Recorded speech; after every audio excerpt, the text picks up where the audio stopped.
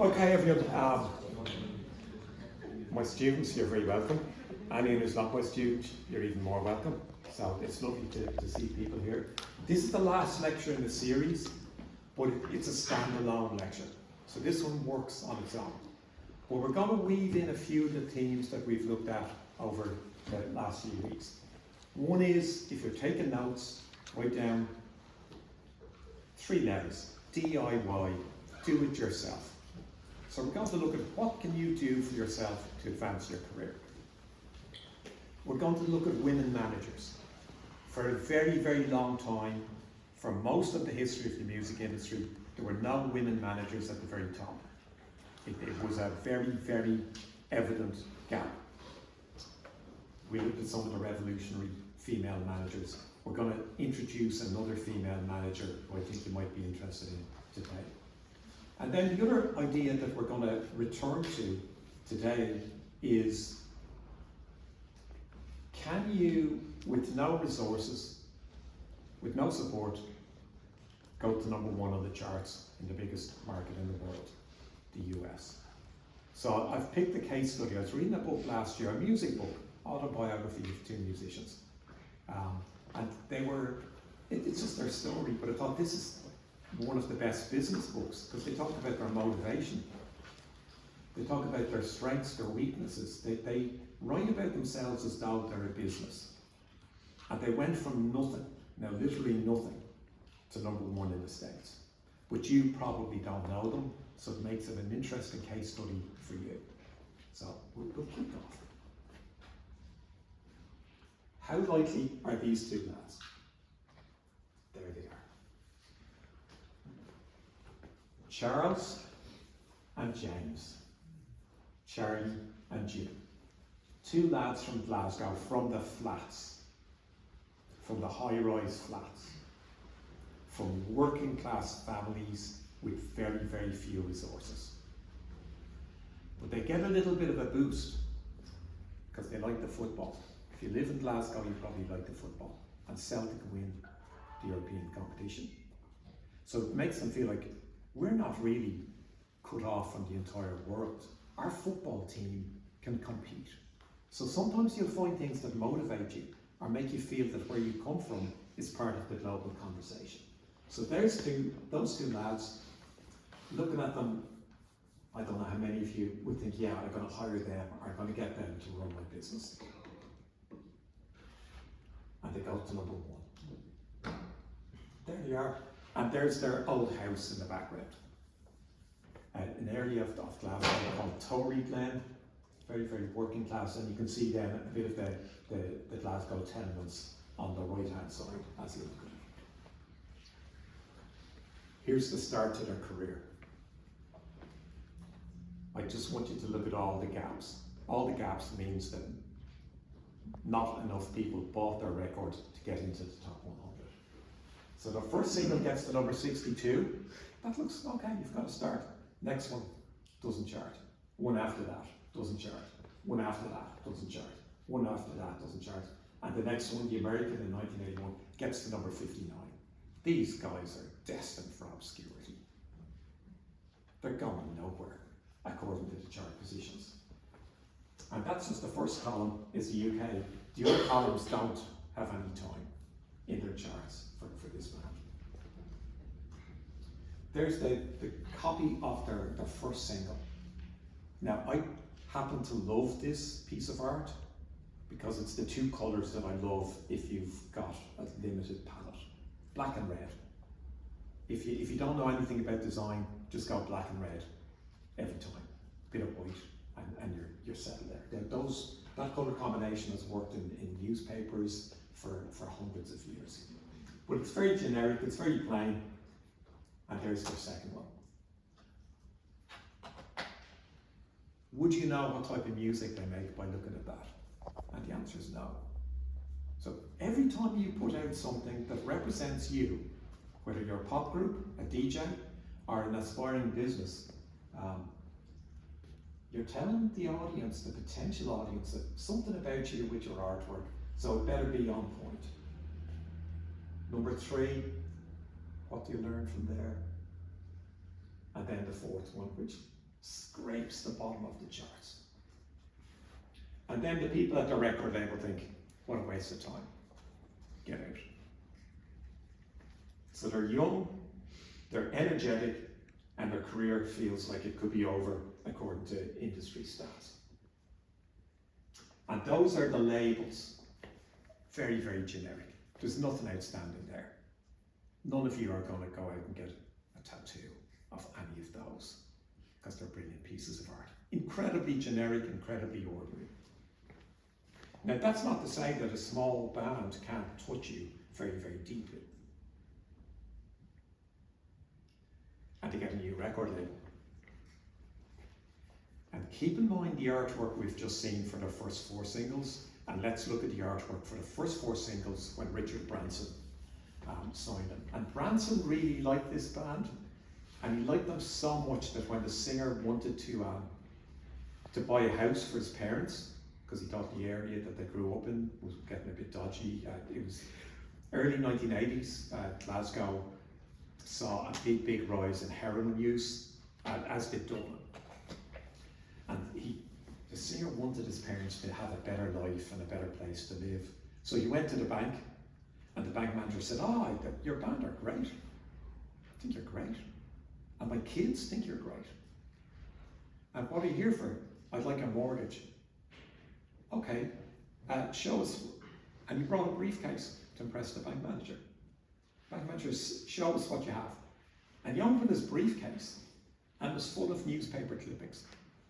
Great reviews. And the bank manager said, okay, but where are your financial statements? How much money do you have? I don't have any money. The bank manager said, that's not really how it works. You need a deposit. Well, I don't have any money. So Richard Branson called the bank manager and said, I'll pay the deposit. So you might be very, very early in your career. You might have had a big setback, but you might then find a mentor, someone who can make a big difference. So never ever give up. Never ever look like you've been defeated. There's the first single on Virgin. Look at the change in style in art. It's designed by a man called Malcolm Garrett, who started off DIY doing artwork for a punk band called Buzzcocks. And you will see his work in a band called Duran Duran. And he made things look very, very clean, very modern. He tended to use a lot of lines, but he made the records look like they were serious, like they were modern. First. Second, you can see that they work together. There's a theme. Third, and this becomes a hit single. And fourth, very, very bright, very colourful, designed to pop when you see them on the record shelf. There's the labels, even the labels. Look at the work that's gone into designing the labels, and they work with each other. So there's the first 2, and there's the second 2. They begin to have an identifiable visual style, and what does that say? It says someone cares. Someone's made an effort, and that would really, really send a signal to the marketplace. And the fourth one. And there they are together, and let's see them compared to the first 4. One band is serious, and they've got a record label that's really serious, and the other 4 just look generic. So every single thing we do. And to me, this is the equivalent of the label, if any of you are going into the clothing industry. This is the label. This is your bag. This is the bottom of the bag that you give to the customer. So everything should be premium. And there's the album that breaks through, and you can see it's very, very, very much of a part with everything that they've done before. And there's the inside, the label again, consistent design all the way. And the bag is gold. And again, that says we're serious. Someone's investing in us. Take us seriously. So let's look at the people behind this style. The first trip. So Jim Kerr, who's the singer of the band, writes his very, very first trip. First time he leaves Glasgow, he comes to Dunleary. We're going on our first family holiday to Bray, to the south of Dublin. Scottish guy, going to Bray. I'm 4 or 5 years old, and it's the first time I have seen a suitcase. So this family are so poor that he's never even seen a suitcase until he goes on his first holiday. And it's not the family's suitcase, they've borrowed it from a neighbour. We must have borrowed this one from the neighbour. We go on the ferry down to Dunleary, just outside Dublin. There are cows crammed inside the lower deck. So they're on the cattle boat. It is probably the first time I've seen cows too. So this is inner city life. And he comes to Ireland, and I love the idea that Ireland opens a door, and the door to him is travel. And to him, travel is adventure. And a lot of their songs are about travel, about different cities, different places, what you experience when you go places. And travel becomes a complete motivating force for both of them. The flats. So there's Glasgow in the 1970s. It's an old industrial city. The money is getting shorter, and people live. This is before the 70s, but this is what the inner city of Glasgow looked like. Planners thought, now we've got to change that, and they built these. Now they're gone, because they built them with shoddy materials, so they didn't last. And it was very, very exciting. He writes in the book about how exciting it was. He felt he was going into the future. They lived on the 11th floor. His parents and his two brothers. And that's what they eventually looked like. So again, like, where are the people from whose music, whose art, whose ideas, whose books shape us? Now, the two lads are friends since they're 8 years old. So this is a very, very long creative partnership. They're working class Glasgow, and when they leave school, when they decided to leave school, when they decided school was over for them, they went hitchhiking. 6 friends in Europe, and all the others went home. I don't know why we're here. I could be watching TV. But for Jim and Charlie, we viewed the whole trip differently from everyone else. We regarded it as an epic adventure. We really wanted to try and explore Europe. They'd no money. They're hitchhiking. They don't have the bus fare. They don't have the train fare. They don't have any way of getting from A to B, but they want to see Europe, and they have a sense of adventure that they continue having their entire career. Years later, after tours, so when they were finished their world tours, often the tours finished in Australia, they would say, okay, we're not going back home, drop us off in India. And they'd go touring around the Ganges. They went to the Cape of Good Hope in South Africa, where the Atlantic and the Pacific meet.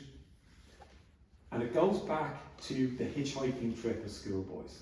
We're still on it. And their thought is, because who knows what might happen. So are you open to that adventure? Are you doing things the way people have done them before, the way you've done them before? And those trips were somehow translated into the music we ended up making. Rude name alert. So our first band were called Johnny and the Self-Abusers. Ask your parents. Very, very unsuccessful, but very, very low resource.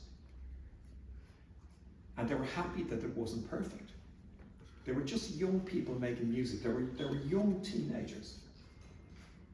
And it gave the birth to who we are now and what we still do. And these are people who've been professional musicians since that day. There are always people who don't want to start anything until it is perfect. That's me. It's probably 50% of you. You don't want to do your project until you've done all the reading, or until you know what the brief is. You don't want to make the film until you've got everything perfect. You don't want to do anything. And there's a great business theorist called Jim Collins, and he talks about how good is often the enemy of great. And the message from DIY, from do-it-yourself, is just start it. It doesn't matter if it's crap.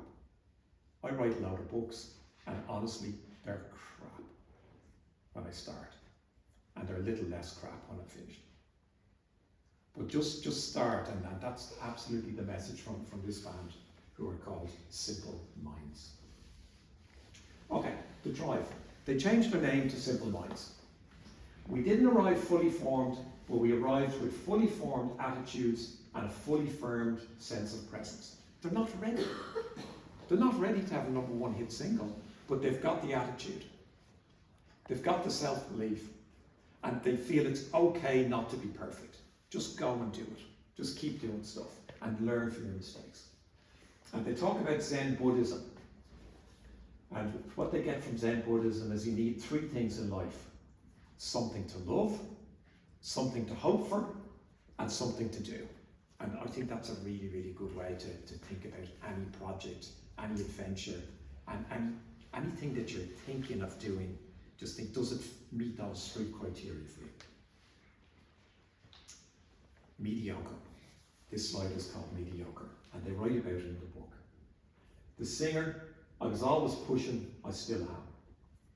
The root meaning of mediocre is going halfway up the hill. The idea of being considered mediocre gave me nightmares. It literally made me sick. He used to vomit before every gig.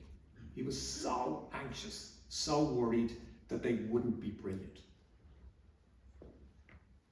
I would physically throw up before each gig.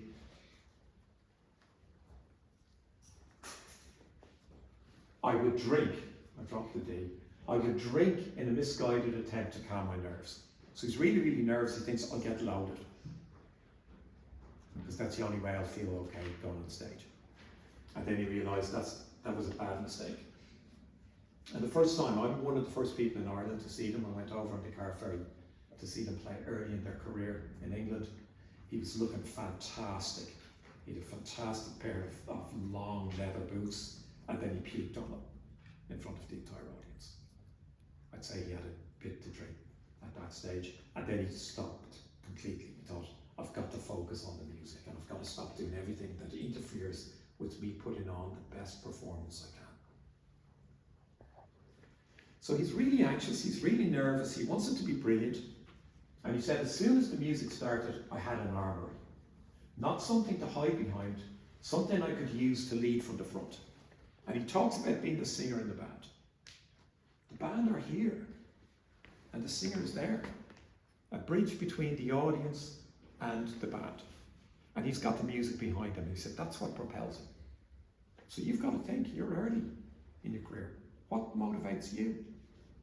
What gives you the confidence to get off the bus and come to college when you're not feeling it? It might be a song that you're listening to. It might be your playlist. It might be a text from your friend saying you're all right. So all throughout the book is woven this idea that people just put them down. People said they were crap, they were rubbish, they'd never go anywhere. They're from a place where people didn't do things like become pop stars. But the music, I knew how good it could make me feel, and I felt empowered by it. Doubts would set in and take over. Who do you think you are? We all have that negative inner voice, that fear of failure, that absolute, debilitating. It's something I've suffered my entire life from. I have that negative voice saying, like, you're crap, you're crap, you're crap. But this book is about finding your motivation.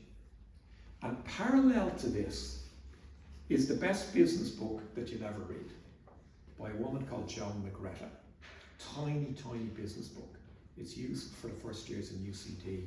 It's used in a lot of universities around the world. Joan McGreta, she was the editor of Harvard Business Review, and she wrote a book that's designed to get ordinary people confident in managing. And her point is that if everything that surrounds you has come from someone else's management, and if you don't like it, if you don't think the world is perfect, she says, you need to step up and change it so it's good for you.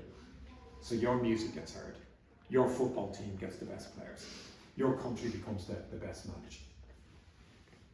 But you will have those doubts, and he's saying, just keep going. We came from a place, the flats in Glasgow, working class Glasgow, where you had to fight for your dreams. They were barely 18 years old. The band was by now the most precious thing in our lives. And for the sake of the music, for the sake of the cause, changes had to be made. We felt we had to move up a notch. So they're 18 and they decide to fire some of the guys who started the band with them. And they talk about bricking it. Walking to the guy's house to tell him he's out of the band that he's been part of since the start, and they're beginning to take off. So they're making decisions that executives make when they're 18 years old, because they think the band will be better if we make this really, really tough decision. So they're not afraid. And then Irish quote, Irish writer Samuel Beckett, ever tried, ever failed, no matter. And this is quoted in the book. I think it's really interesting. These working class guys from Scotland, and something that they talk about constantly in their book is that every time they went on tour, they brought their equipment, they brought their stage clothes, they brought everything they need, and both of them bought a suitcase full of books. When they went hiking in India, they brought a suitcase of books. And they were inspired in that by David Bowie, who used to have an entire wardrobe case with a library in it that he brought on tour. And so they weren't sitting around waiting for the gig, they were reading books like by Russian avant-garde authors, by French existentialists, by Eastern philosophers. They were just filling their minds. And you can see that coming out in their art. And they went back to this quote from Samuel Beckett, ever tried, ever failed, no matter, try again, fail again. Beckett now, he looked like, this is the most famous photo of him, and he looks like a wrinkly old fisherman from the Aran Islands. But when he was young, he was a boxer. And he played cricket as well for Ireland, and he boxed for Trinity. And he was a man of words, but he was also a man, like, you know, physically who loved sport. And he believed, just do stuff, it doesn't matter if it's crap. Fail again, and then the last bit is fail better. So you probably won't get it right the next time either. But like Simple Minds, Beckett is saying, just do it, just do it. And if you fail, you'll learn from it, and that's okay. So they make their first album, and they're really, really upset. They make it in probably the best studio in the world, Abbey Road, where the Beatles have made their records. The Beatles named an album after it. And they're driving back to Scotland, and someone gives them a tape of a new album by a band from Manchester called Joy Division, who are hugely influential on the Killers. And you remember hearing that thinking, okay, we've known it. Our album sucks compared to this.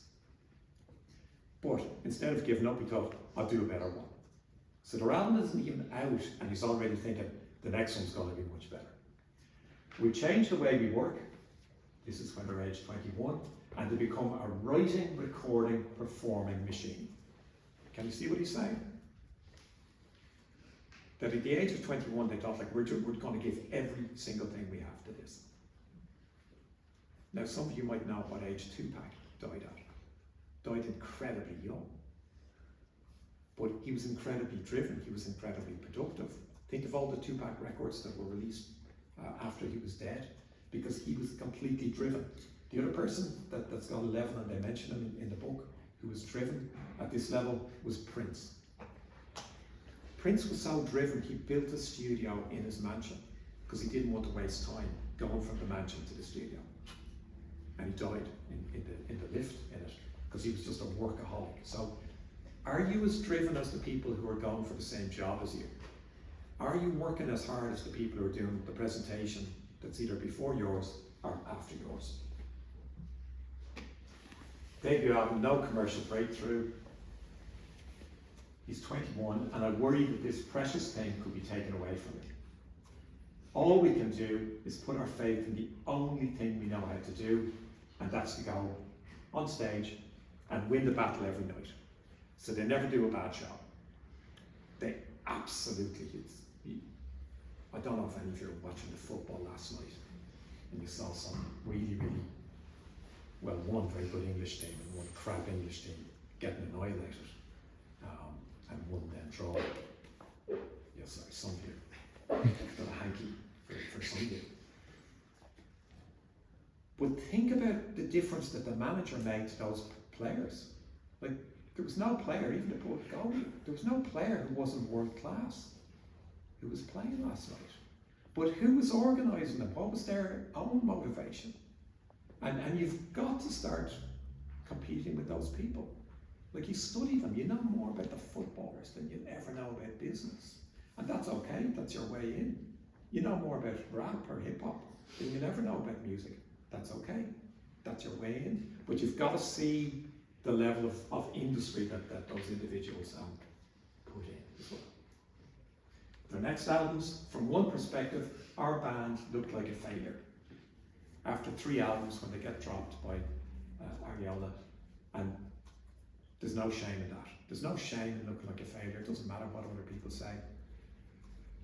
Because they knew that every night they could put on a good show, and even if the records didn't sell, they would just go and knock on the door of every club, and they'd put on a show, and even if it was just 10 people, there'd be 11 the next night.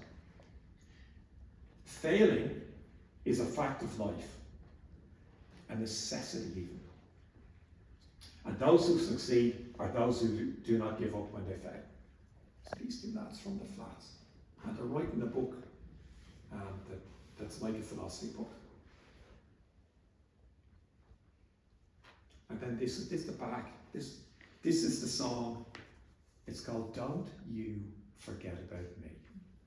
And it goes to #1 in the States in 1985.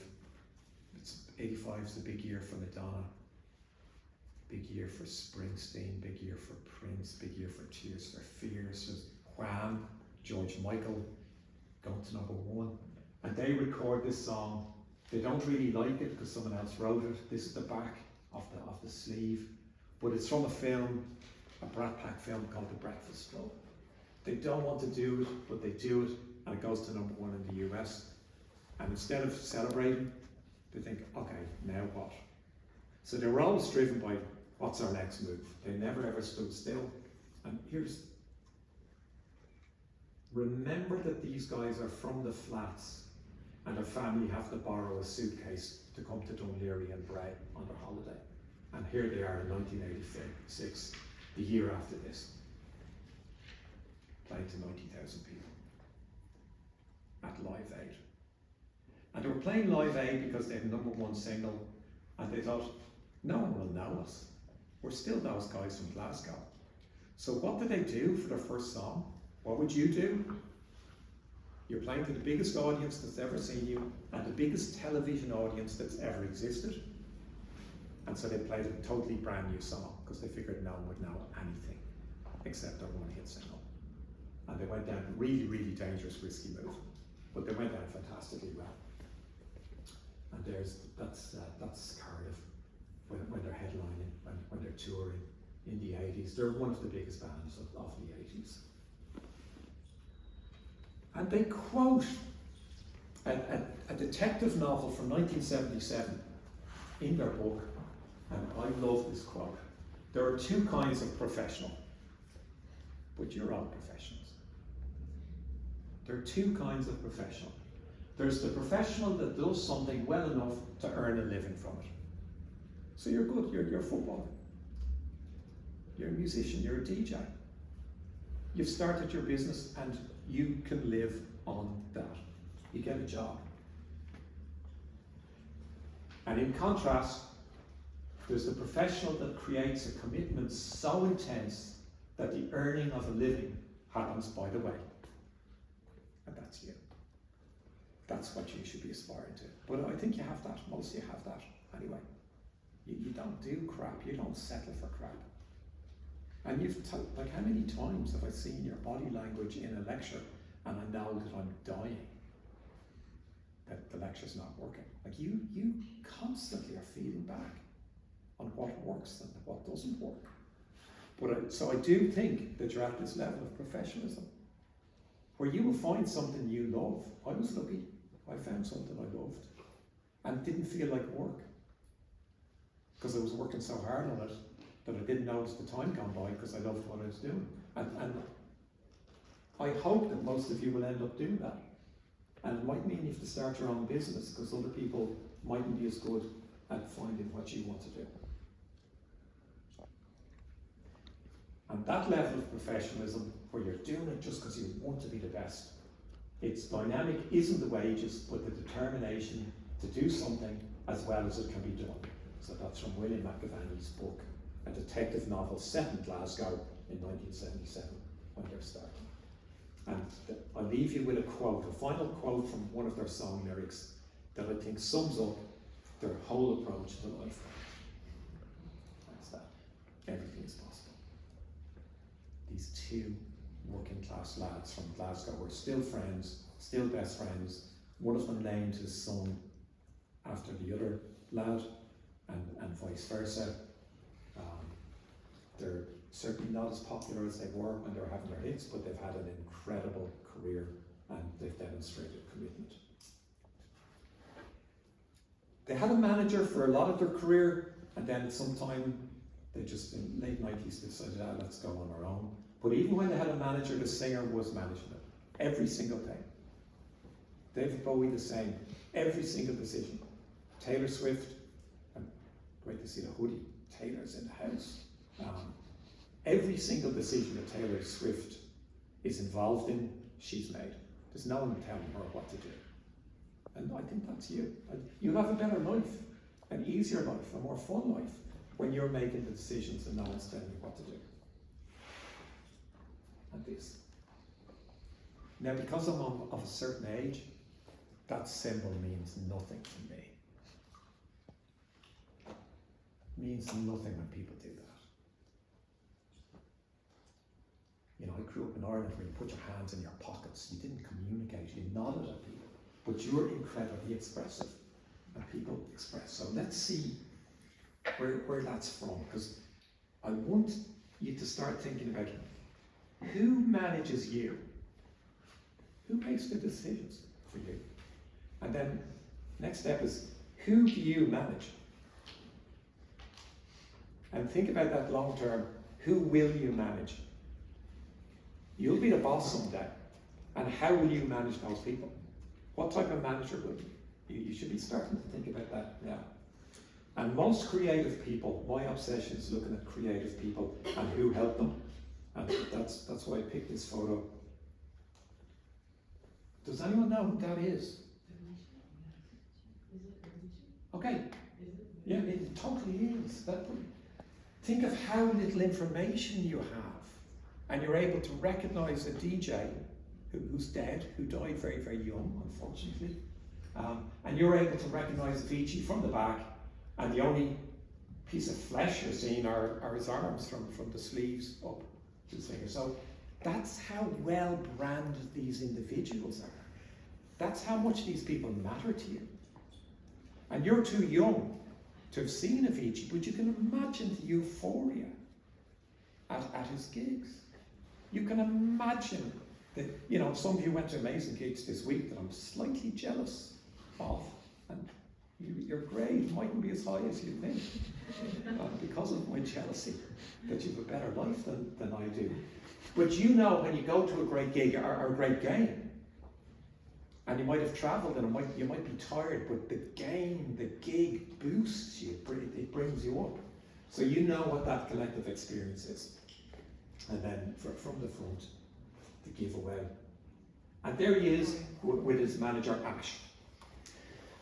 So what's Avicii doing early in his career? He's got ADHD, so he likes patterns, he likes routines. He learns his craft through video games and through YouTube videos, because at this time in dance music, the software has become available where you build the songs in blocks. And you can see them on the screen. So you can see when the tempo goes up. You can see when you bring in the other instruments.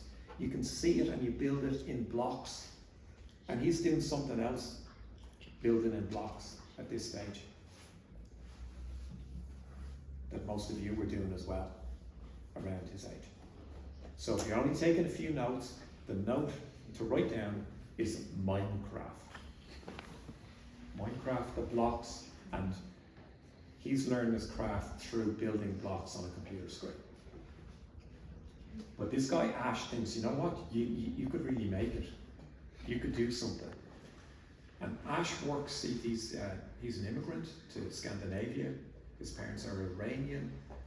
He knows the clubs, he knows what works. So he's able to give this kid, this really young guy, young DJ, a chance on Netflix. Ash Pournouri, the manager. There's his new publicity photo, looking all Scandi noir, looking like a serious businessman. Now he's trying to position himself in a particular way, and there might be a reason for that. So let's think about a court case that took place, what day is today, Wednesday? Yeah, so there's a court case on Monday. I don't know if you were following it, but because I'm a nerd, I was. And this was the court case. The Avicii estate, which is essentially his parents, who've lost their son, they win dismissal, for now, of character assassination lawsuit from Avicii's ex-manager. So Avicii's parents are being sued by his former manager. And his former manager is saying, you are ruining my reputation, you are smearing me, and you're alleging that I'm responsible for your son's suicide. So the stakes are incredibly high. And the parents were saying, like, we're really, really upset that this case is going on, because they have to relive the memory of the son that they've lost every time. After Avicii's death, a book came out. Now, I'm not going to recommend it for all of you because it's really difficult to read. And I defy any of you to read it without crying.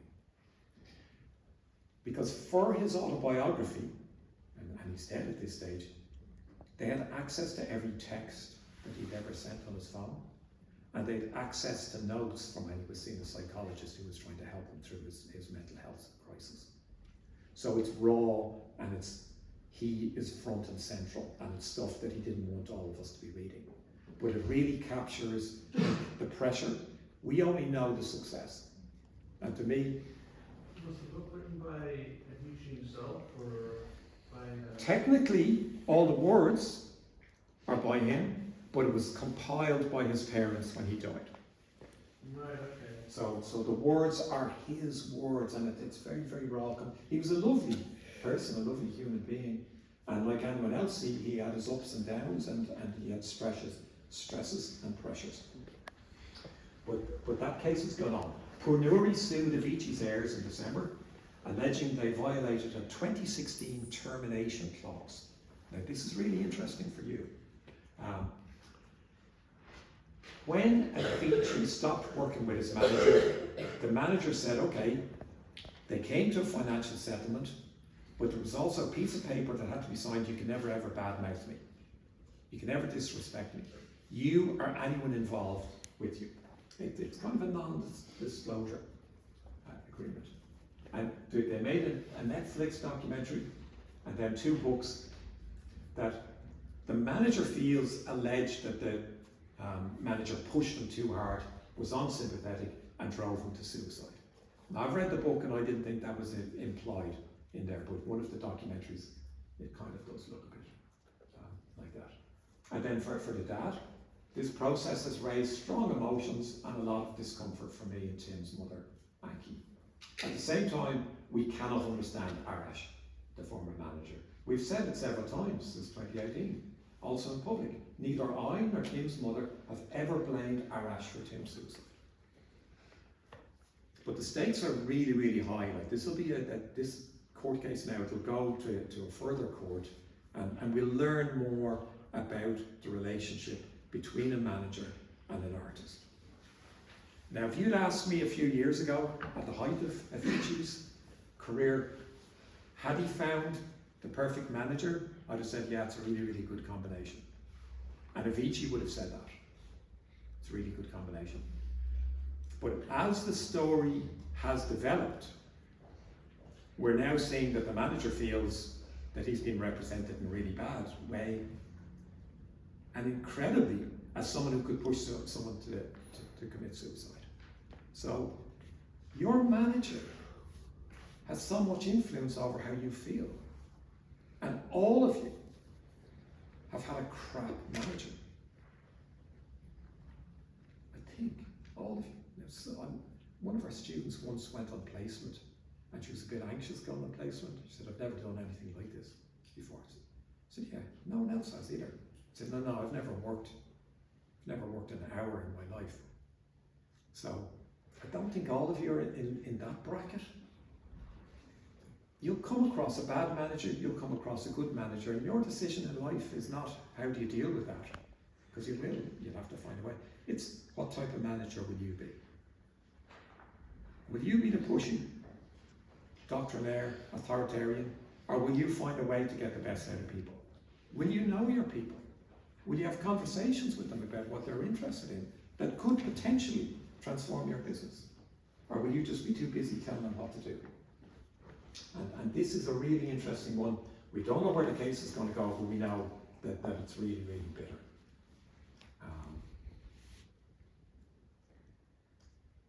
Purnori's lawsuit alleged that when he and Avicii ended their 8-year professional relationship in 2006, they signed a document barring the DJ or his heirs from public disparagement, which meant that the real story would never get out, but with the court case, it is getting out. But they were together since he was a really young teenager, and by the end of that 8-year relationship, he was probably the best known DJ on the planet, and I would say one of the top 20 highest earners in the music industry. Now I'm going to show a picture of someone I don't like. You might, and that's okay. But do you recognise this manager? Any of you? Yeah. And I'm glad that somebody said it in hushed tones. It's shut night. Because he could be out there. He could be looking in. If he's in prison watching this, I'll see you later. We know him because he's part of the story. He's part of the brand of rap. And I'm not going to ask you, what have you heard about Shug? What you've heard is generally not great. I was going to put a picture of him, but I thought it's a bit judgy.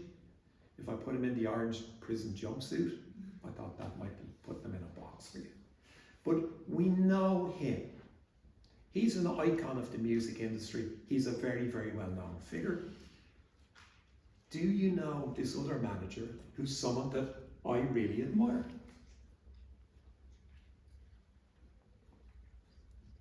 Any of you?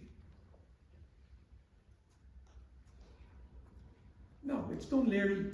It's the afternoon, so I'm not surprised. I think she's fantastic. I still do. And here's a photo of her with her first ever management client. Okay, the first time she ever managed anyone, you're going to see a photo of them together. But here's a question. Don't put up your hands. Sometimes I'll ask questions and don't put up your hands because I don't want to see. But the question is, do any of you like poetry? Don't put up your hands. Just think about it. So do you like poetry? Do any of you ever invite, and don't answer this stuff, because your life will be changed if the other students see you put up your hand. Do any of you ever invite people around your house to listen to your poetry? Don't ask. Do any of you like poetry so much that you ask other people, do you write poetry? And if you do, will you come around to my house? And we'll all read our poetry together. Okay, some of you do, great. Some of you might do it for other stuff. And I would just like you to think that might make you a great manager. Do you encourage other people to express themselves? Do you create a space where other people can come and talk about their work and get positive criticism? And that's what this lady used to do. She's living in California where people do like poetry, and they invite other people around to their houses to listen to poetry, and she encouraged people to write, to think, to do stuff. Here she is with her client. So she's Tupac's manager. Her name's Lelia. She's part Jewish and part Mexican, and you can see, both both cultures are evident. And how would you end up managing Tupac?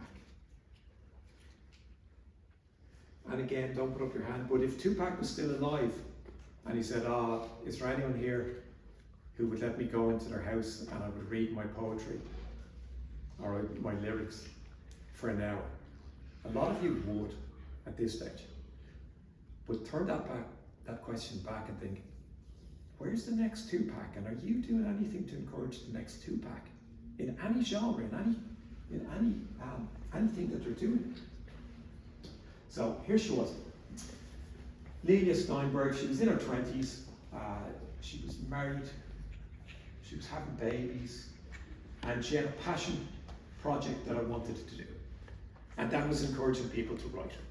So she had a poetry circle, and then she thought these poets are really good, and school isn't always great. So she went to schools and said, can I bring people in to read their work to the students? And a lot of what the people were writing was rap. So she was bringing rap into schools, which blows me away. And she was bringing Tupac into school kids to rap before he has a record deal, before he's recorded anything. So I love that there's a bunch of people in California who one day they went to school and Tupac showed up and rapped for them. And then they went home and they thought, okay, some guy came and rapped. And I hope they realised later, we saw Tupac. We're some of the first people to see Tupac. And it's thanks to Lelia. Poetry circle in her home encouraged people to read and discuss their work. She was the daughter of a white Jewish father who worked as a criminal defense lawyer, and a Mexican-born mother with Sephardic Jewish heritage who was involved in different social movements. This woman is what you would call a social activist. She doesn't like the world. She doesn't think it's fair. She doesn't think everyone gets the same opportunities. And so she thinks, I'm going to change it. I'm not going to wait for anyone else. So she rolls up her sleeves and decides, I'm going to go out and I'm going to combat the things that I don't think should be part of society's values. So this is a social activist who ends up, by complete accident, managing Tupac. She realised that she could have a greater impact in music by helping artists of colour get more exposure. So she started organising shows around the Bay Area and with her DJ husband promoting local hip hop acts. Does she look like someone at the centre of hip hop? No, absolutely not. I mean, we look at Suge Knight and think, yeah, he looks thug life. You know, that he represents gangster rap. But this woman was doing something else. And to me, what she was doing was more interesting, and it was more appealing and relevant to Tupac. She thought, my dad's a lawyer, so I understand how the system works. My mother's Mexican, so I understand racism. She was Jewish, so she knew what it was like to be a minority in America. And then she started seeing some of the rappers who were starting up, and she thought, I'm Jewish, so I can just shut my mouth and I won't get any grief. But for these people who are into hip hop, people know who they are, they know what they're like in their judgy minds by the colour of their skin. And she thought, I'm going to challenge that. I'm not going to accept that. And that's why she started doing school visits with rappers and with poets and people who had something to say. She never planned on being in hip hop or rap. And I love this quote from her. I really understood the eruption of pain and that this art form was a very important conversation. So she gets rap. She's white, Jewish, Mexican, but she thinks these rappers have something to say. It's important and they should be heard. I'm not going to wait for a record label. I'm not going to wait for a promoter. I'll do it myself. I'll be the champion for these young people who are trying to get heard. Tupac comes to the poetry circle. She was arranging visits to the school. That's all, I can't spell. So where it says, he asked her to mange her, that should be, Tupac asked her to manage him. So he didn't want the mange from her, he wanted her to manage him. And she told him, I don't like business. I don't like capitalism. I don't like the way the world is. I don't like business people. I don't like entrepreneurs. And I'm not qualified. And what do you think he said to that? He said, that makes you the right person. I want someone who doesn't like business, because you look out for my interest. Think of all the stories you've heard about rappers, about black musicians throughout history, I think of the blues musicians, who died in poverty, who had nothing because no one looked after their business. And Lelia, because she didn't like business, but she was active in social justice causes, Tupac thought, that's why you're right for me. And they had big arguments, because she thought, I'm not looking after you, get someone else. But eventually, with a bit of a hip-hop entrepreneur, she formed a partnership and she looked after Tupac. I was horrible at math. Most of you are too young to know a math genius that we used to have at IADT called Conor Hegney. If you look up the word nerd in the dictionary, there's a photo of Conor. He was brilliant at math, brilliant at accounting, brilliant at sums, but I don't know if he'd been a great manager for Tupac, but I'd like to see that actually. But here's a woman who absolutely was terrible at business, terrible at math, as they call it in America. So it's weird that I ended up negotiating $1 million contracts, but she absolutely was the right person to do that on behalf of Tupac, because she knew he wasn't poor. The level of poverty that Tupac came from was abject. Now I think we saw that the flats in Glasgow, this was even worse.